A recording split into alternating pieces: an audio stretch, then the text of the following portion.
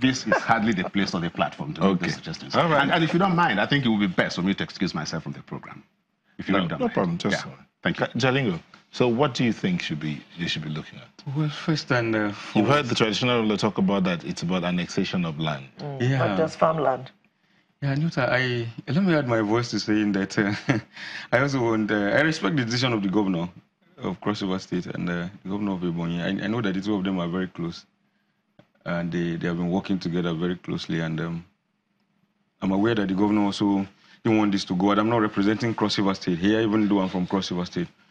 But I'm very, very concerned that all this while we have been making it look like the lives of Nigerians in other parts of the country are more important than the lives of the people in Cross River and Izzi in Ebonyi State.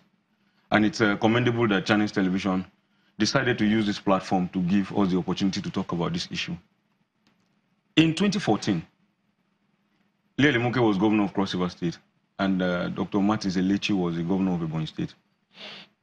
The two of them and their deputies and their attorney generals met in Abakaliki on the 11th of June, 2014. And they set up a 26-man committee that was supposed to submit their report in August of that same year. In that same meeting, they also set up a 6-man committee for the 4 axes where the crises are always recurring. And they mandated those peace committees to meet bi-monthly. And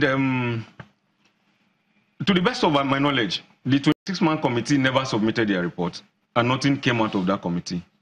But I know that yesterday, when I was preparing for this program, I spoke with somebody that used to be the local government chairman in Yala local government. I'll call his name, Mr. Gabriel Ogo. He was the chairman in Yala local government. He said by himself, he wrote it on my Facebook page, that while he was governor, the 6-man committee that was set up, the peace committee made up of himself, the representative of Bordercom, his vice chairman, and other security people at the local government, that while they were meeting, that throughout his tenure as chairman, that there was no crisis between the two communities until he left as chairman. When Governor Ede became governor rather, he also had a meeting with his Ebonyi State counterpart. And I know to the best of my knowledge that the deputy governors, Dr. Igwe and Professor Evares, who have met at least one time. The second time they met, it was a closed-door meeting, and our government house correspondent said they were not given access into the meeting, and after the meeting, journalists were not briefed about what happened. And they also set up a committee. Up till now, we don't know what happened at that committee. No report was released. I'm also aware that the governor set up a boundary adjustment committee, which was headed by the former deputy governor of the state, Barrister Efio Kobam, in 2016. That committee also submitted their report in November 2016. Yesterday, I spoke with the former deputy governor, Barrister Efio Kobam. I also spoke with the person that was the secretary of that committee. He was the former secretary to the Cross River State government, Barrister Mike Ade. And they said that part of the conditions that they gave themselves when they were submitting the report was non-disclosure, that the governor has not acted on that report. And because of that, they were not going to tell us any of the recommendations. The truth, Neota, is that there have been window dressing attempts by both sides, like I said earlier on. To the best of our knowledge as journalists, to the best of our knowledge as public, we may not be privy to some information, frankly speaking. But the truth of the matter is that with the information that is available to us, because I also interacted with some members of the House of Assembly in Ebonyi yesterday before I came here. And the language on their mouth is that it is their chief executives that are recalcitrant about this matter.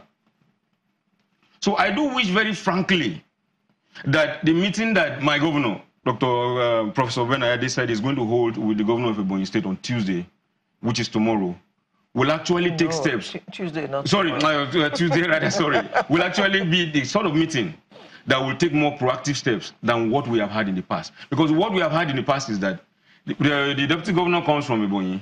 The deputy governor in Cross River, they meet in Calabar. They just finish and go set up committees that never return reports, set up committees that never end up doing anything. As a matter of fact, the local government chairman in these 3 local governments have not held those peace meetings in the past 2 years.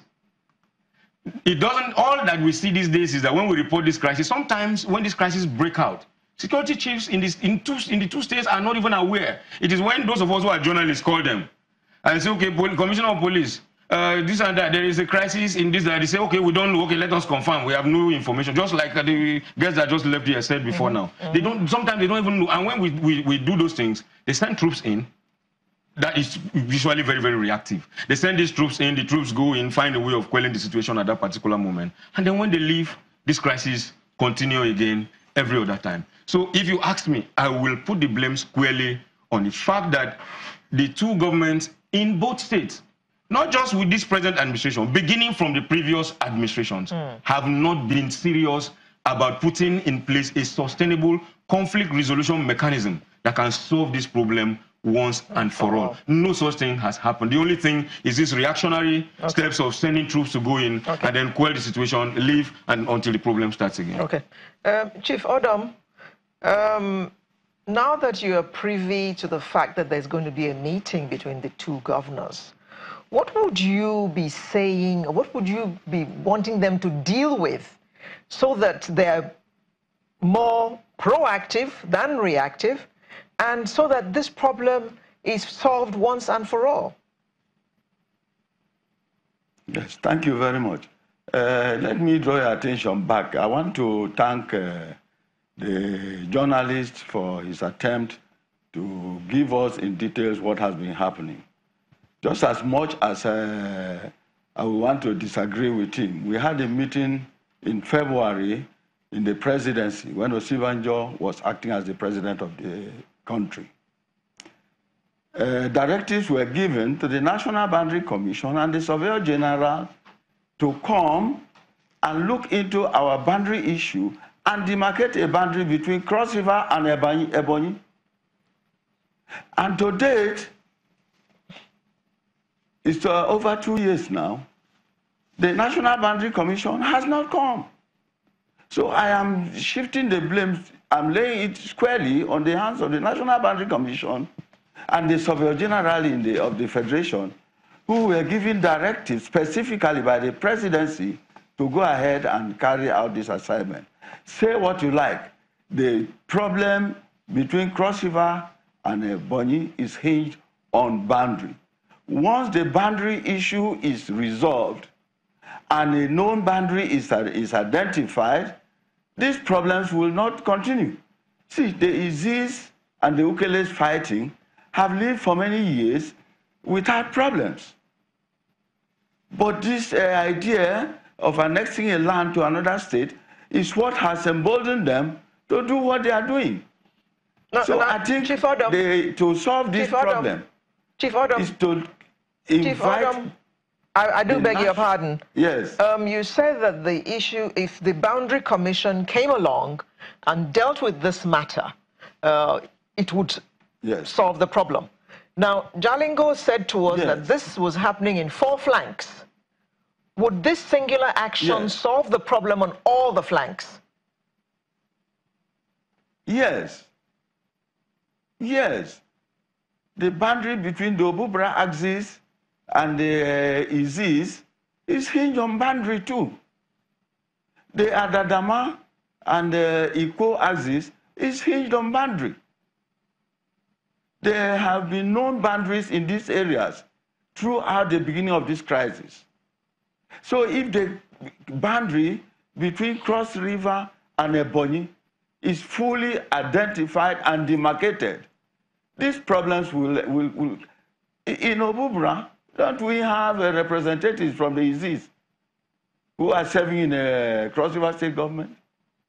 In the Yala Izi, don't we have Yala youths working in the local government?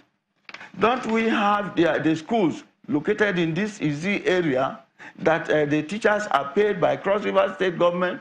Don't we have clinics there that are run by the Cross River State government? It is this idea that that land belongs to Ebonyi that is causing them all this trouble. And they are desperate to drive those of us who are living on this land across the river so that they will annex the whole of this land to Ebonyi. So I think the issue hinges on boundary. If a boundary, a known boundary, because there have been known boundaries, if these boundaries are demarcated properly, this problem will die a natural death. All right. We'll take a moment and we'll come back to continue the conversation. Please don't go away.